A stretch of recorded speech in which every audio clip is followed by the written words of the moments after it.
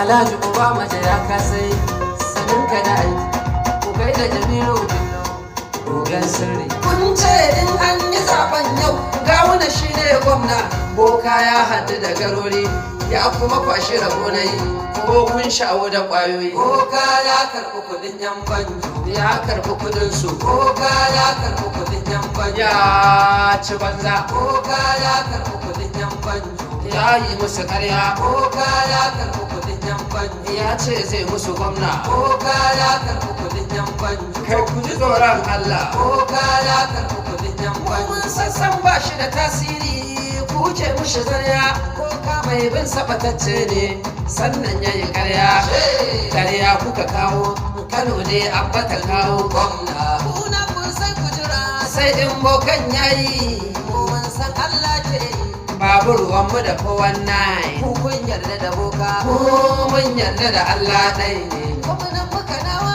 abba Allah ya baiwa mulki mai gobe da nisa. Lallai ka kamu da danyen aiki tafiyar su muzuru. An dai dage da a cuto sauro, a dafa ta da kulu in an canye ta a dawo soro. Su naɗa maka ganye in ka ja kai musu wawan aiki. Ka damu da boka, mu dai mun damu da Allah dai. Ku kun yarda da boka, ku mun yarda da Allah dai ne. Gwamnan muka nawa abba Allahu ya baiwa mulki mai gobe da nisa.